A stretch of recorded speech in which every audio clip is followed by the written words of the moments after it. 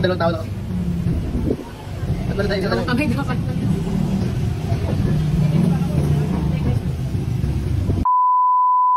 Nandito nga pala kami ngayon sa Naga Road, Pulang-Lupa, Las Piñas City. Dito nga ay may na-discover kaming masarap at murang kainan na talaga namang sulit na sulit. Kita nyo naman kung gaano kaluwag at kaganda ang ambience dito sa loob. At eto pa nga mga mare, panigurado nga maloloka kayo sa dami ng ino-offer nilang pagkain dito. Tara mga mare at ipapakita ko sa inyo ang kanilang mga menu. Meron nga sila ditong sizzling at silog series. May ice cream at float din. May unlimited chicken wings. May chow fan din at pwede ka pang mamili kung ano ang gusto mong topping. May unlimited samgyupsal for as low as 199 pesos. May milk tea, frap series, at fruit tea series din. May burger, hotdog sandwich, fries, at nachos. At kung bet mo namang mag-food trip ay mamili ka na lang sa mga combo series nila dito. Nung mga oras na to ay talaga namang gutom na ako, kaya naman hindi ko na napigilan na mag-rice. At kung hindi nyo po na itatanong ay mahilig po talaga ako sa sisig. Kaya eto talaga yung in-order ko for today's video. At eto na nga mga mare, dito talaga kami nabigla nung hinatid na itong juice na in-order namin. 20 pesos nga lang to mga mare, pero good for 2 persons na. Nung mga time na to ay kinakabahan nga ako kasi feeling ko matutumba siya sa sobrang taas nitong baso. Kaya inaalalayan na lang namin kasi nga baka matapon, sayang naman. Dumating na nga rin pala yung order ni Daddy Raymond na pork liempo. Nung mga time na to ay wala sanang balak kumain si Daddy Raymond kasi nga ay nagmerienda daw siya. Pero nung nakita daw niya yung menu ay bigla daw siyang natakha. Paano ba naman kasi picture pa lang mukha na talagang masarap. Hay, may 2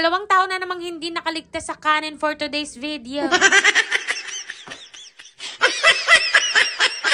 Sino ba namang hindi makakatanggi? Kita nyo naman kung gano'ng kasarap yarn. Sulit na nga to sa halagang 99 pesos dahil bukod nga sa marami ng servings talaga namang masarap. Isa pa unlimited rice na nga rin pala to, kaya naman 2 rice na agad ang in-order ko dyan. Mahirap na at baka mabite. Hala, sige, subo ng subo, bi. Ipakita mo sa kanila kung sino ka. Char. Uy, wag nyo naman ako i-judge. Sadyang naghalo lang ang pagod at gutom ko that time. In fairness masarap din tong juice na in-order namin. Pero feeling ko mas masarap to pag may kahalong gin. Char. Nagkaroon nga rin pala kami ng chance na makausap yung owner netong kainan na ito. Siya din kasi yung nag-aasikaso at nagsaserve sa mga customers that time. Sobrang bait at approachable nga ni sir, kaya naman nagkaroon kami ng time para ma-interview siya. Eto mga mari, at i-share ko sa inyo ang ilan sa aming mga napag-usapan. Sideline mo lang yung mga meron kami. Ito yung una mong ano. Yan, si Ermat. Yung Ermat ko kasi may sa negosyo. Kaya laban lang, laban. Quick, 3, nag-4, hanggang sa nag-try kami mag-guilty. Kasi yan, sumabi lang. Tatapin ako ito. Ito, ilang branch na ito? Ang 11 na to. 11 branch. Saan naman yung mga branch? Mandaluyong. Quezon City meron din. Wala po. Cavite.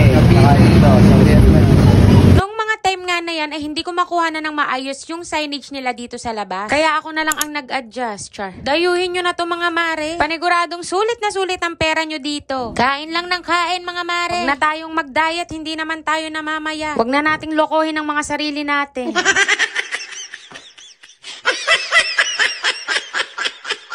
O siya, hanggang dito na lang. Thank you for watching. Bye!